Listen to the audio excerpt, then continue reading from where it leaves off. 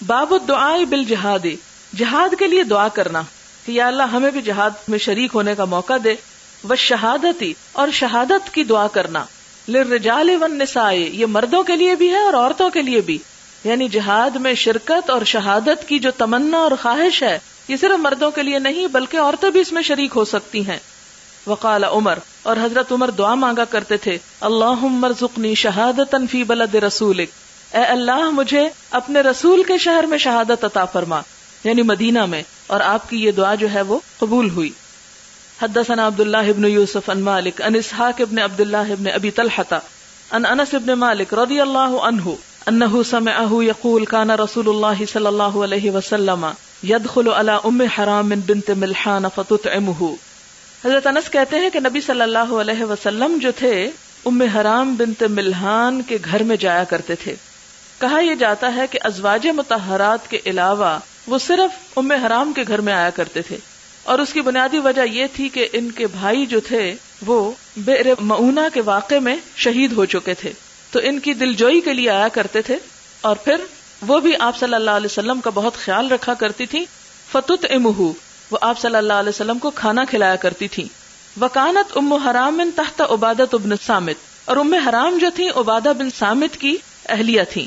فدخل علیہا رسول اللہ صلی اللہ علیہ وسلم، نبی صلی اللہ علیہ وسلم ان کے گھر تشریف لے گئے. فاطعمتہ، تو ام حرام نے آپ کو کھانا کھلایا.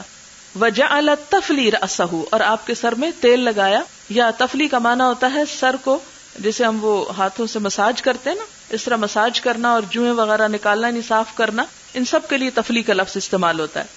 اچھا، اب آپ یہ کہیں گے کہ وہ تو آپ کی محرم نہیں تھی تو وہ کیوں تیل لگا رہی تھی؟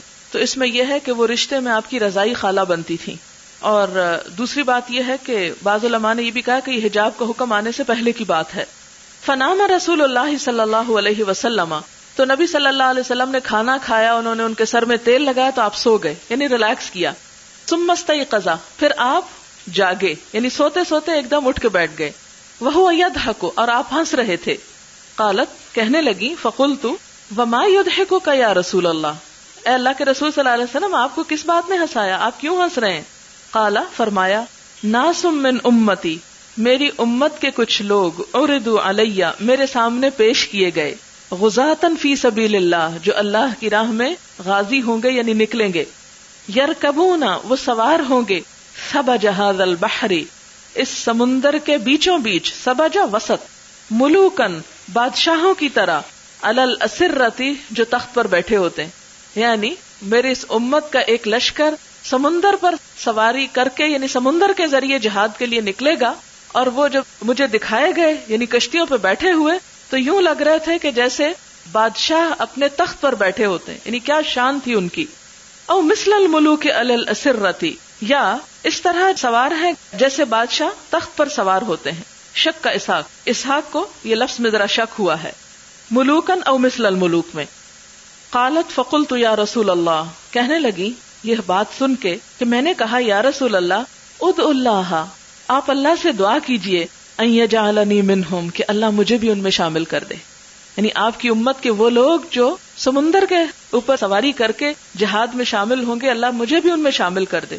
فدعا لها رسول اللہ صلی اللہ علیہ وسلم، تو نبی صلی اللہ علیہ وسلم نے آپ کے لیے بھی دعا کی.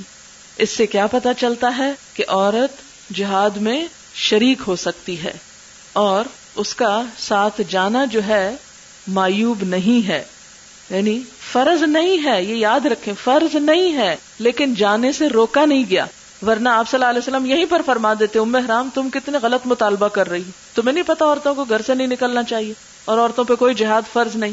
آپ نے ایسا نہیں فرمایا، بلکہ ان کی اس خواہش کا احترام کرتے ہوئے آپ نے ان کے لیے دعا کی. ثم وضع رأسہ، یہ دعا کر کے آپ نے سر رکھا اور سو گئے. ثم استيقظ، پھر اٹھے، وهو يضحك، اور آپ ہنس رہے تھے. فقلت وما يضحكك یا رسول اللہ، میں نے پوچھا اللہ کے رسول صلی اللہ علیہ وسلم آپ کو کیا چیز ہنسا رہی ہے؟ قال ناس من امتی عرضوا علی غزاة، فرمایا میری امت کے کچھ لوگ میرے سامنے غازی بنا کر پیش کیے گئے، فی سبیل اللہ، اللہ کی راہ میں، یعنی جہاد کرنے کو جانے والے.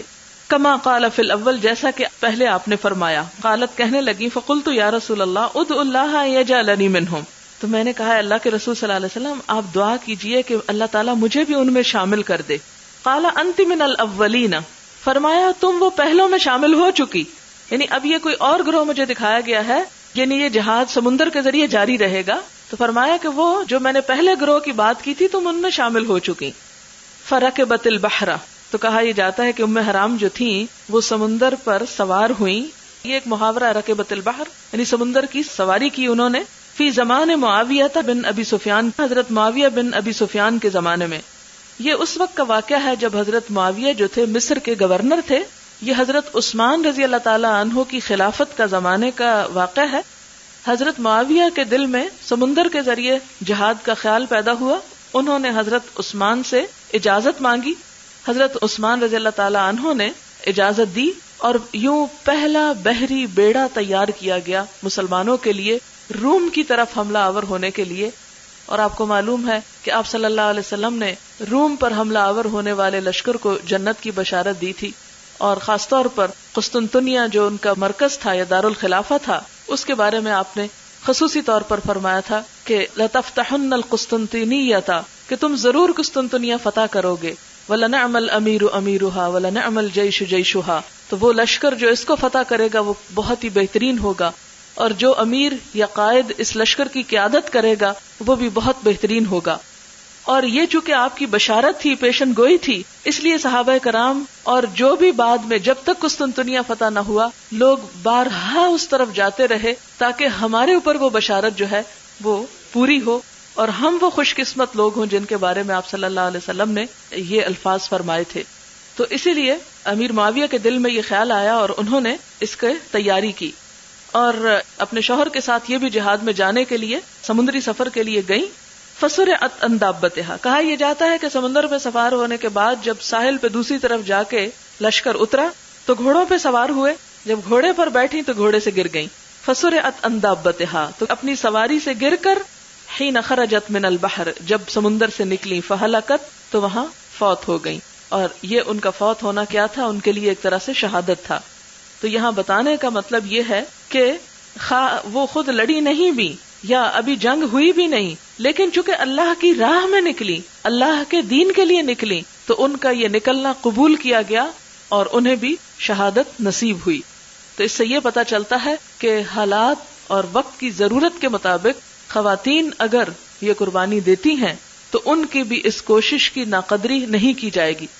عموماً مرد حضرات یہ بہت غلط فہمی یا کنفیوژن پھیلاتے ہیں کہ عورتوں کو تو بس گھر میں ہی بیٹھنا چاہیے اور عورتوں کو تو باہر نکلنے کا کوئی ثواب نہیں، یا عورتوں کے تو اصل جہاد ان کا گھر. ٹھیک ہے کہ عورت کا اصل مقام اس کا گھر ہے، لیکن اگر معاشرہ جو ہے وہ ہلاکت میں ڈوبا چلا جا رہا ہے اور ہم آرام سے اپنے گھروں میں بیٹھ کر، اب اس وقت کیا میرے لیے زیادہ آرام دہ بات نہیں تھی کہ میں جمعے کا دن تھا، اپنا آرام سے اٹھتی، نہاتی دھوتی، اس کے بعد بیٹھ کے اس وقت نفل پڑھتی، کوئی کتاب پڑھتی لیٹ کے، اور پھر کوئی اور گھر کا کام کر لیتی، کسی سے گپ شپ کر لیتی، اور کیا ضرورت تھی یہاں آ کر سر کھپانے کی.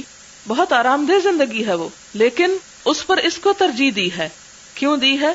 تاکہ اللہ کے دین کی معرفت زیادہ سے زیادہ عام ہو لوگوں کے اندر، اور جتنی جتنی عام ہوگی اتنی ہی دینی غیرت اور حمیت جاگے گی، اور جتنی وہ دینی غیرت ہوگی اتنی ہی انشاءاللہ تعالیٰ پھر معاشرے کے اندر بہتری اور دین کی محبت، اللہ اور اس کے رسول کی محبت جو ہے وہ دلوں میں آئے گی. اور اگر ایک عورت اپنی باقی ذمہ داریوں کے ساتھ یہ کام کر سکے تو انشاءاللہ یہ کام آپ میں سے ہر ایک کے لیے جو بھی اس مشکل راہ کو اختیار کرے گی، کیونکہ یہ راہ ہے کٹھن، یہ ہے مشکل. گھر کی آرام دہ زندگی کے مقابلے میں جب انسان گھر کے ساتھ باہر کے کام بھی کرتا ہے اور اس میں اس کی دنیا کا کوئی فائدہ نہیں، صرف دین کی خدمت کے لیے، تو واقعی مشکل ہے. لیکن انشاءاللہ جب آپ اس کو کریں گے اور گھر کی ذمہ داریوں کے ساتھ بھی عدل کرنا کہ وہ بالکل ہی نیگلیکٹ نہ ہو کر رہ جائیں، تو اللہ تعالیٰ آپ کے حق میں اس کو انشاءاللہ جہاد لکھے گا اور اس پر وہی اجر ملے گا جس کی بشارت دی گئی ہے. باب درجات المجاہدین فی سبیل اللہ، اللہ کی راہ میں جہاد کرنے والے مجاہدوں کے درجات. یقال ھذہ سبیلی، کہا جاتا ہے کہ یہ ہے میرا راستہ، وھذا سبیلی، اور یہ ہے میرا راستہ. قال ابو عبداللہ غزا واحدها غاز ہم درجات لہم درجات. یہ مختلف الفاظ کی انہوں نے تحقیق کی ہے کہ غزن کا واحد جو ہے غازن ہے، جو اردو میں ہم یہ کے ساتھ لکھتے ہیں غازی، اور ہم درجات یعنی یہ ایک آیت کے اندر یہ لفظ آتے ہیں کہ وہ مختلف درجات پر ہوں گے، یعنی جہاد کرنے والوں کے درجے بھی مختلف ہیں. ظاہر ہے کہ جو جتنا گڑ ڈالے اتنا ہی میٹھا نکلے گا. تو اسی طرح جو جتنی ایفرٹ کرے گا، جتنی کوشش کرے گا، اور جتنا اپنا وقت اللہ کی راہ میں لگائے گا اور اپنے وقت کو لایانی، بیکار، فضول اور بے مقصد باتوں سے بچا کر زیادہ سے زیادہ دین کے فائدے کے لیے، اتنا ہی اس پر اجر پائے گا. تو وہ پھر اجر کس طرح ہوگا؟ کس کا؟ جتنا جتنا اس نے اس میں کام کیا ہوگا. ہم درجات، وہ درجوں میں ہیں، یعنی لہم، ان کے لیے درجات ہیں، یعنی مختلف گریڈز ہیں. جس طرح دنیا کو کوئی امتحان دے کر A B C D grade آتا ہے، اسی طرح اللہ کے ہاں جہاد کرنے والوں کے درجات مختلف ہیں. حدثنا يحيى بن صالح حدثنا فليح عن هلال ابن علي عن عطاء بن يسار عن ابي هريره رضي الله عنه قال قال النبي صلی اللہ علیہ وسلم، آپ نے فرمایا، من آمن باللہ وبرسولہ، جو اللہ اور اس کے رسول پر ایمان لایا، واقام الصلاۃ وصام رمضان، اس نے نماز قائم کی اور رمضان کے روزے رکھے، کان حقا علی اللہ، اس کا اللہ پر حق ہے، ان یدخلہ الجنہ، کہ وہ اسے جنت میں داخل کرے، جاہد فی سبیل اللہ، وہ اللہ کی راہ میں جہاد کرے، او جلس فی ارضہ التی ولد فیہا، یا بیٹھا رہے اس زمین میں جہاں وہ پیدا ہوا، یعنی پھر اسے جہاد کا کوئی موقع ہی نہیں ملا. فقالوا یا رسول اللہ افلا نبشر الناس، لوگوں نے کہا ہے اللہ کے رسول صلی اللہ علیہ وسلم، کیا ہم لوگوں کو خوشخبری نہ دیں؟ قال ان فی الجنۃ 100 درجۃ، فرمایا جنت میں 100 درجات ہیں، 100 گریڈ ہیں. اعدها اللہ للمجاہدین فی سبیل اللہ، اللہ نے تیار کیا اپنے راہ میں جہاد کرنے والوں کے لیے، ما بین درجتین کما بین السماء والارض، کہ 2 درجوں کے درمیان اتنا فاصلہ ہے کہ جو آسمان و زمین کے درمیان ہے. یعنی وہ مسلمان جو مسلمان پیدا ہوتا ہے، توحید پر ہوتا ہے، نماز پڑھتا ہے، روزہ رکھتا ہے، اور پھر جہاد کا اس کی زندگی میں موقع نہیں آتا، وہ فوت ہو جاتا ہے، تو وہ بھی جنت میں جائے گا. لیکن اس کے برعکس جس مسلمان کو جہاد کا موقع ملا یا جو جہاد کے لیے نکلا، اس کے درجات تو پھر کہیں زیادہ بلند ہیں. اور ان کی بلندی کتنی ہے؟ فرمایا کہ جنت میں 100 درجے ہیں جن کو اللہ نے جہاد کرنے والوں کے لیے تیار کیا ہے. یعنی عام لوگ وہاں نہیں پہنچیں گے، عام لوگ عام جنت میں ہوں گے، لیکن ان درجات میں، ان بلند مقامات میں مجاہدین پہنچیں گے. اور ان مجاہدین کے درجات، یعنی وہ 100 درجے جو ہیں، سٹیپس 100 جو ہیں، وہ کتنی اونچی ہیں؟ فرمایا ایک سٹیپ سے دوسرے کے درمیان جو فاصلہ ہے وہ اتنا ہے جیسے زمین اور آسمان کے درمیان. سورج جو ابھی ہمارے کتنے قریب ہے، کروڑوں میل کا تو اس کے درمیان فاصلہ، لاکھوں میل کا چاند کے درمیان اور ہمارے درمیان فاصلہ، اور آسمان تک تو آپ خود سوچیں کہ تعرج الملائکۃ والروح الیہ فی یوم کان مقدارہ 50,000 سنہ، کہ 50,000 سال لگتے ہیں آسمان تک پہنچنے میں ایک عام شخص کو. یعنی بہت ہی اونچا مقام. تو ایک درجہ، یعنی اگر ایک سٹیپ اتنا اونچا ہے تو آپ خود سوچیں کہ اگر کسی کو نمبر 100 ملا تو اس کا پھر کتنا ہوگا. اور یہ بالکل ایسے ہی جیسے آپ مثلاً کسی ہوٹل میں جاتے ہیں یا کسی ایسی پلازا میں، تو آپ فرسٹ فلور پر ہیں، پھر آپ 3rd پر چلے جاتے ہیں، پھر آپ 9th پہ چلے جاتے ہیں. تو عموماً یہ جو 5 اسٹار ہوٹلز وغیرہ ہیں، یہ بھی زیادہ سے زیادہ 10 12 15 سٹوری تک ہوتے ہیں. تو اب اس میں آپ دیکھیں کہ جتنا اونچا کوئی ہوتا ہے اتنا ہی ویو خوبصورت ہوتا ہے اور زیادہ اچھا لگتا ہے. اگر آپ کو کبھی اتفاق ہوا ہو جا کے رہنے کا، تو دنیا کی یہ چھوٹی چھوٹی جگہوں پہ جا کر لوگوں کے دماغ میں ایسی تکبر سماتا ہے کہ وہ دوسرے لوگوں کو انسان نہیں سمجھتے اور سمجھتے ہیں کہ وہ سب سے اعلیٰ مقام پہ پہنچ گئے. لیکن اللہ تعالیٰ کے ہاں ان چیزوں کی کوئی اہمیت اور مقام نہیں اگر انسان کے پاس ایمان اور تقوی اور جہاد کی کیفیت نہیں یا شوق نہیں. تو اس کے برعکس اللہ تعالیٰ جنت میں مجاہدین کو ان کے جہاد کے برابر اور ان کی کوششوں کے برابر بلند مقامات دیں گے. اور ہر ایک کا نام کہاں لکھا ہوگا یا کہاں پر ہوگا، جتنی جتنی اس کی کوشش ہوگی. لیکن یہ ہے کہ دنیا میں آپ دیکھیں کہ زیادہ سے زیادہ جب فرق ہوتا ہے، ABCDE تک تو جا کے فیل ہو جاتے ہیں، 2-3 گریڈ ہی ہوتے ہیں.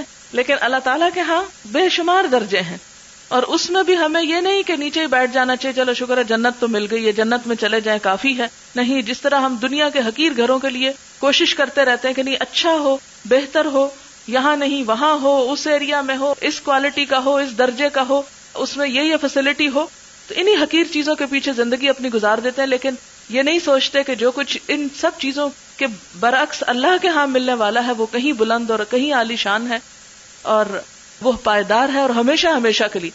تو اس لیے تمنا کریں اس گھر کی کہ جہاں آمنین، اپنے قرآن میں پڑھا جنت کی خاص خصوصیت ہے کہ آمنین، وہاں امن سے رہنے والے ہوں گے، جہاں کسی قسم کی کسی چیز کے جانے کا کوئی خوف خطرہ ہوگا ہی نہیں.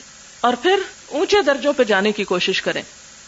فَإِذَا سَأَلْتُمُ اللَّهَ پھر جب تم اللہ سے مانگو فَاسْأَلُوهُ الْفِرْدَوْسَ تو اس سے جنت الفردوس مانگو، فَإِنَّهُ أَوْسَطُ الْجَنَّةِ کیونکہ وہ جنت کا سب سے بیچ والا حصہ یعنی بہترین. اوسط کا معنی کذالک جعلناکم امۃ وسطا، اور وسط کا معنی صرف درمیان کا نہیں ہوتا بلکہ بہترین کا بھی ہوتا ہے. فَإِنَّهُ أَوْسَطُ الْجَنَّةِ وَأَعْلَى الْجَنَّةِ وہ جنت کے بالکل بیچ میں اور بہترین اعلیٰ ترین جگہ ہے. اراہ قال وفوقہ عرش الرحمن، اور وہ جو فردوس ہے اس کے اوپر رحمان کا عرش ہے، یعنی اعلیٰ ترین سب سے اونچا درجہ جس کے اوپر رحمان کا عرش. ومنہ یتفجر انہار الجنہ، اور یہاں سے جنت کی نہریں پھوٹتی ہیں، یعنی سورس ہے وہ جگہ ہر خیر کا. قال محمد بن فلیح عن ابیہ وفوقہ عرش الرحمن، اور دوسری روایت میں بھی یوں آیا ہے کہ اس کے اوپر پروردگار کا عرش ہے. لیکن وہاں پہنچنے کے لیے محنت بھی چاہیے. ایسا نہ ہو کہ 2-3 درجوں تک جا کے تو تھک جائیں کہ بس سیڑھیاں بہت چڑھ لی ہیں اب کافی ہو گیا، ہم سے اس سے زیادہ کام نہیں ہوتا، ہم تھک گئے ہیں. نہیں، کہیں بھی نہیں تھکنا. جا کے جب تک اللہ نے ہمت دی ہے، جسم میں جان ہے اور تھوڑی سی بھی جان ہے تو اس جان کو اللہ کی راہ میں کھپانا ہے، حتیٰ کہ وہ وعدہ آ جائے اللہ کا اور انسان دنیا سے رخصت ہو جائے. اور اگر کہیں تھک گئے تو بس پھر وہیں رک گئے. حدثنا موسیٰ حدثنا جریر حدثنا ابو رجاء عن سمرۃ قال قال النبی صلی اللہ علیہ وسلم رأیت اللیلۃ رجلین اتیانی، میں نے دیکھا رات کو کہ 2 لوگ میرے پاس آئے. فصعد بی الشجرۃ تو مجھے لے کر ایک درخت پر چڑھ گئے.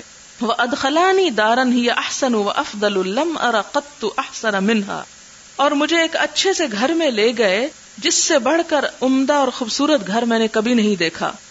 قالا دونوں نے کہا اما هذه الدار فدار الشهداء، دیکھ رہے ہو یہ گھر شہیدوں کا گھر ہے، یعنی یہ شہیدوں کا مقام ہے. نبی صلی اللہ علیہ وسلم کو خواب میں فرشتے شہداء کے گھر میں لے گئے. اچھا یہاں پر آپ دیکھیں کہ درخت پہ لے گئے.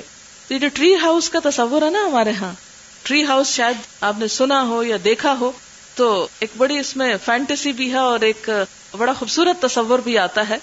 بڑے بڑے درختوں کے اوپر، یعنی جیسے بچوں کے وہ بنتے ہیں گڑیا کے گھر، اسی طرح بڑی شاخ کے اوپر یا بڑے تنے کے اوپر گھر بنائے جاتے ہیں، اور اس میں بیٹھ کر وہ پرندوں کی چہچہاہٹ اور وہ سبزہ اور وہ حسن وہ کچھ اور ہی ہوتا ہے. تو فرمایا کہ اسی طرح وہ درختوں کے درمیان میں، یعنی جنت تو ویسے بھی سبزے سے گھری ہوئی ہے اور جنت کا مطلب ہی باغ ہے، یعنی باغوں کے عین اندر اتنا خوبصورت گھر دکھایا کہ جس سے زیادہ خوبصورت گھر میں نے کبھی دیکھا ہی نہیں تھا اور تھا ہی نہیں. تو فرمایا کہ یہ شہیدوں کا گھر ہے. باب الغدوۃ والروحۃ فی سبیل اللہ، اللہ کی راہ میں صبح کے وقت نکلنا یا شام کے وقت نکلنا. یہ جو غدوہ ہے نا، یہ صبح سے لے کے زوال کا وقت ہوتا ہے، اور روحہ زوال سے شام کا وقت.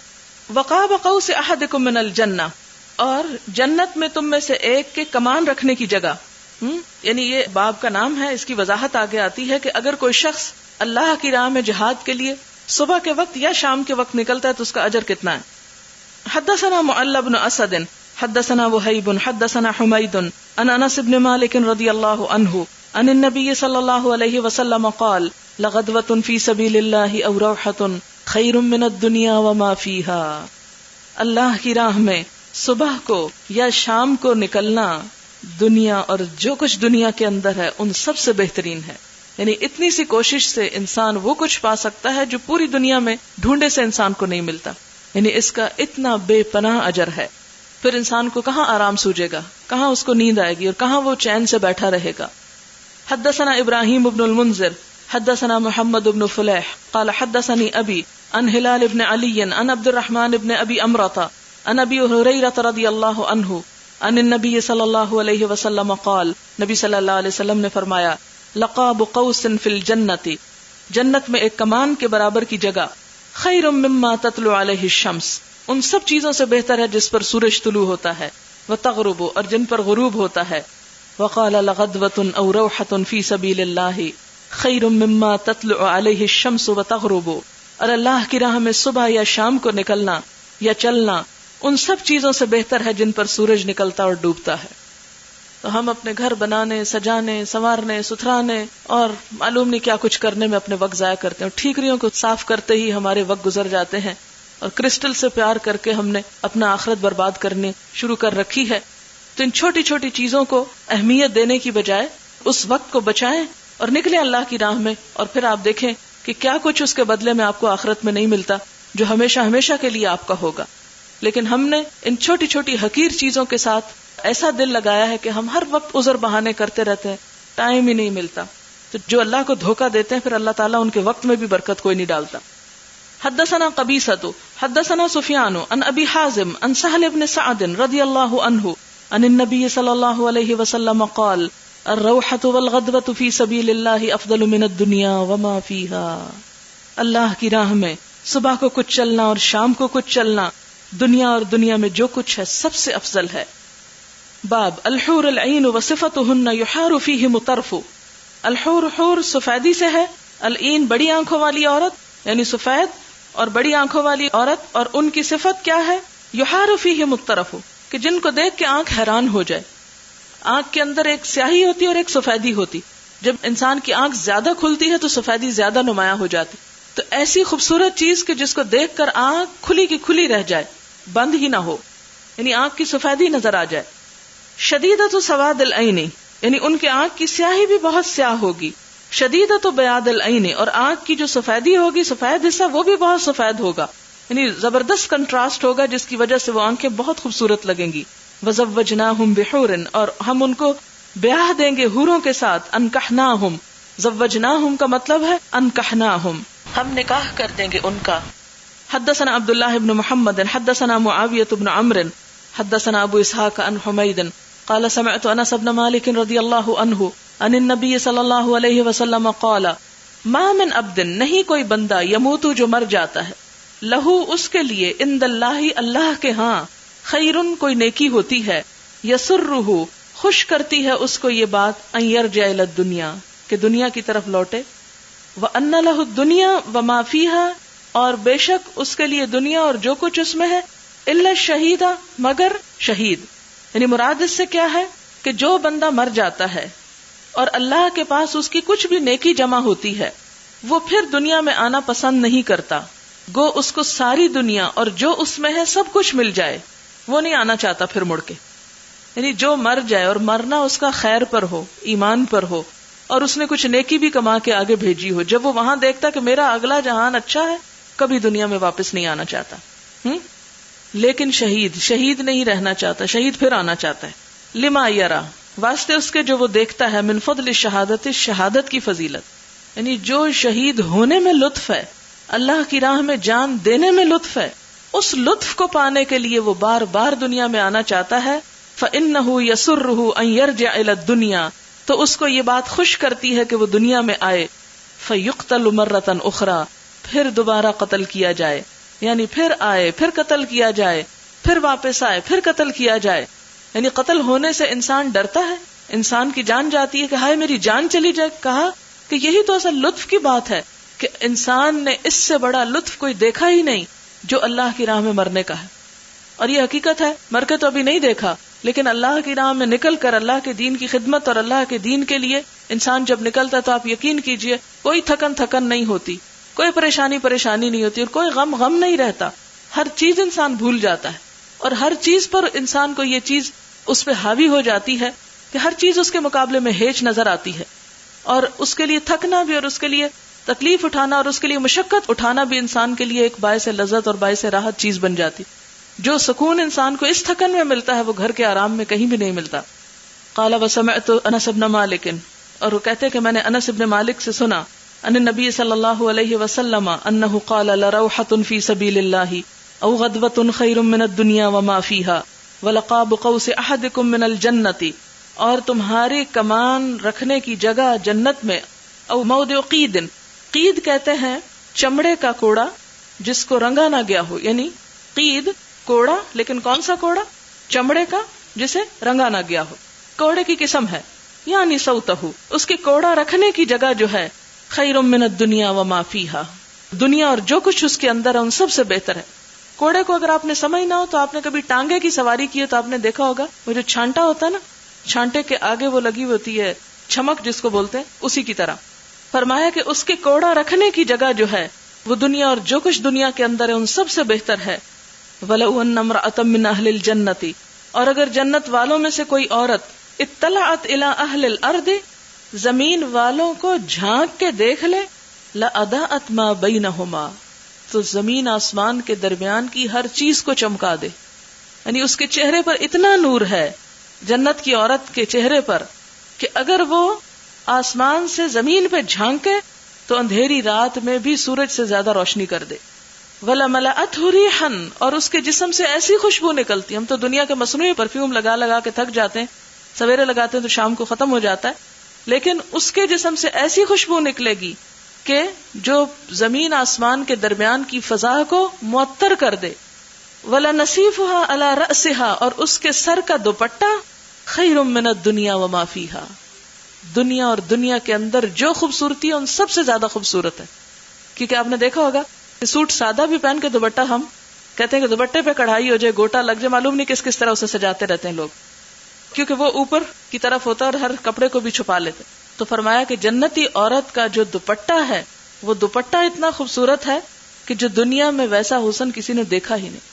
بالکل اچھوتا، انمول، کوئی اس کی ڈیزائننگ کر ہی نہیں سکتا، اس کا ڈیزائن چرایا جا ہی نہیں سکتا، دنیا میں ہے ہی نہیں، کہاں سے جا کے دیکھیں گے. آج جو دوپٹہ اوڑھ کے اپنے آپ کو چھپا کر رکھے تو کہتے کیا مائی بن گئے. تو دنیا میں یہ تکلیف اٹھا لینا آخرت میں خوبصورت لباس کا معاوضہ ہے. باب تمنا شہادتی، شہادت کی تمنا کرنا. حدثنا ابو الیمان اخبرنا شعیب عن الزہری اخبرنی سعید بن المسیب ان ابا ہریرہ رضی اللہ عنہ قال سمعت النبی صلی اللہ علیہ وسلم یقول، آپ صلی اللہ علیہ وسلم نے فرمایا، والذی نفسی بیدہ، قسم اس ذات کی جس کے قبضے میں میری جان ہے، لولا ان رجالا من المؤمنین لا تطیب انفسهم ان يتخلفوا عنی ولا اجد ما احملهم علیہ ما تخلفت عن سریۃ تغدو فی سبیل اللہ. قسم اس کی جس کے ہاتھ میں میری جان ہے، اگر مسلمانوں کے دلوں میں اس سے رنج نہ ہوتا کہ میں ان کو چھوڑ کر جہاد کے لیے نکل جاؤں، اور میرے پاس اتنی سواریاں نہیں کہ سب کو ساتھ لے کر جاؤں، تو میں کسی بھی سریے سے پیچھے نہ رہتا. آپ کو یہ تو معلوم ہے کہ کچھ جنگیں ایسی تھی جس میں نبی صلی اللہ علیہ وسلم بنفس نفیس خود شریک ہوئے، اور کچھ ایسے سریہ تھے کہ جن میں آپ صلی اللہ علیہ وسلم نے دستے بھیجے. سریہ کیا کہتے ہیں؟ دستے کو، دستے روانہ کیے. تو فرمایا کہ میں ان دستوں میں جو خود شریک نہیں ہوتا، اس کی وجہ یہ ہے کہ کچھ اور مسلمان بھی سواری نہ ہونے کی وجہ سے یا اور کسی مجبوری کی وجہ سے جا نہیں سکتے، تو میں پھر ان کی دلجوئی کے لیے ان کے ساتھ رہتا ہوں. لیکن اگر یہ دو باتیں میرے راہ میں حائل نہ ہوتی تو ما تخلفت عن سریۃ تغدو فی سبیل اللہ، اللہ کی راہ میں نکلنے والے کسی چھوٹے سے دستے سے بھی میں پیچھے نہ رہتا، ہر ایک میں خود شریک ہوتا. والذی نفسی بیدہ، اور اللہ کی قسم جس کے ہاتھ میں میری جان ہے، لوددت انی اقتل فی سبیل اللہ ثم احیا ثم اقتل ثم احیا ثم اقتل ثم احیا ثم اقتل. اور اللہ کی قسم جس کے ہاتھ میں میری جان ہے، میں چاہتا ہوں اللہ کی راہ میں مارا جاؤں، پھر زندہ کیا جاؤں، پھر مارا جاؤں، پھر زندہ کیا جاؤں، پھر مارا جاؤں، پھر زندہ کیا جاؤں، پھر مارا جاؤں. ایک جان تو کیا کئی جانیں بھی ہوں تو وہ قربان کر دوں. اور یہ وہی کہہ سکتا ہے جس کو اس کی قیمت پتا ہو کہ اس کی قدر و قیمت کیا ہے اور اس کا درجہ اور اس کا مقام کیا ہے. حدثنا یوسف بن یعقوب الصفار حدثنا اسماعیل بن علیۃ عن ایوب عن حمید بن ہلال عن انس بن مالک رضی اللہ عنہ قال خطب النبی صلی اللہ علیہ وسلم فقال، نبی صلی اللہ علیہ وسلم نے خطبہ دیا اور فرمایا، اخذ الرأیۃ زید فاصیب، جھنڈا لیا زید نے تو وہ شہید ہو گئے. ثم اخذها جعفر فاصیب، پھر جھنڈا لیا جعفر نے پھر وہ شہید ہو گئے. ثم اخذها عبد اللہ بن رواحہ، پھر جھنڈا لیا عبداللہ بن رواحہ نے پھر وہ شہید ہو گئے. ثم اخذها خالد بن الولید، پھر خالد بن ولید نے وہ جھنڈا اٹھایا. ان غیر امرات، حالانکہ میں نے ان کو امیر نہیں بنایا تھا کیونکہ جن تینوں کو میں نے امیر بنایا وہ تینوں شہید ہو گئے. ان غیر امرات، امراتن یا امرأہ نہیں ہے، حمزہ کے بغیر ہے، یعنی امارت دیے بغیر، یعنی ان کو امیر نہیں بنایا گیا، لیکن جب تینوں امیر شہید ہو گئے تو وہ خود آگے بڑھے. ففتح لہ، تو ان کے ہاتھوں پہ فتح ہو گئی. اچھا یہاں میں تھوڑی سی بات آپ کو بتاؤں کہ یہ غزوہ موطب کے لیے آپ نے ایک لشکر روانہ کیا تھا اور آپ نے ان کو تلقین کی تھی کہ اس غزوے میں امیر جو ہیں وہ زید بن حارثہ ہوں گے. کون تھے زید بن حارثہ؟ آپ کے منہ بولے بیٹے. اور پھر اگر وہ شہید ہو جائیں تو پھر جعفر. کون تھے جعفر؟ چچا زاد. اچھا پھر اگر وہ شہید ہو جائیں تو عبداللہ بن رواحہ. اب ہوا یہ کہ اسی ترتیب سے ایک کے بعد ایک شہید ہو گئے. آپ صلی اللہ علیہ وسلم کو جب ان کی شہادت کی خبر ملی تو آپ نے فرمایا وقال ما یسرنا انہم عندنا، ما یسرنا نہیں خوش کرتا ہم کو، انہم عندنا کہ وہ ہمارے پاس ہیں. قال ایوب، ایوب کہتے ہیں او قال یا آپ نے فرمایا تھا ما یسرہم انہم عندنا، ان لوگوں کو ہمارے پاس رہنا اچھا نہیں لگتا. یعنی وہ شہید ہو کر اللہ کے پاس پہنچ گئے ہیں، ان کو ہمارے پاس آنا اب اچھا نہیں لگتا، ہمارے ساتھ رہنا اچھا نہیں لگتا. یعنی آپ ذرا سوچیں اس بات کی گہرائی کو کہ کسی شخص کو اگر یہ خواب میں بھی بشارت ہو جائے حضور صلی اللہ علیہ وسلم کی ملاقات کی، تو آپ سوچیں کہ اس کا کیا عالم ہوتا ہے جن کو ایسا خواب بھی نظر آ جائے. اور کہاں یہ کہ جیتے جی حقیقت میں زندہ ہوتے ہوئے انسان نبی صلی اللہ علیہ وسلم کی صحبت میں بیٹھے، یعنی دنیا بھی جنت بن جائے انسان کی، جس کو یہ نصیب ہو جائے. لیکن جو شخص شہید ہو جاتا ہے اس کے لیے پھر وہ شہادت کے بعد اللہ کے پاس پہنچنا وہ اس سے بھی بڑھ کر عزیز ہو جاتا ہے. اور پھر وَعَيْنَاهُ تَذْرِفَانِ، آپ کی آنکھوں سے آنسو بہ رہے تھے اور آپ یہ بات فرماتے جا رہے تھے کہ ان کو ہمارے پاس رہنا اچھا نہیں لگتا، انہوں نے شہادت کو ترجیح دی ہے اور اللہ کے پاس پہنچنا ان کو پسند آ گیا. اور آپ کو غم اس لیے تھا کہ زید آپ کے منہ بولے بیٹے تھے اور حضرت جعفر آپ کے چچا زاد بھائی تھے، اور عبداللہ بن رواحہ جو تھے وہ آپ کے خالص جانثار صحابی اور مخلص صحابی تھے. اور ان تینوں کی شہادت پر، ان کی جدائی پر آپ کو بہت دکھ تھا، لیکن فرمایا ان جانے والوں کو کوئی دکھ نہیں، ان کو وہ جگہ زیادہ پسند آ گئی ہے یہاں کی نسبت، اس حقیر دنیا کی نسبت. اور ہم لوگوں کا کیا حال ہے، دنیا سے جانے کو دل ہی نہیں چاہتا، چمٹے بیٹھے ہیں اس سے.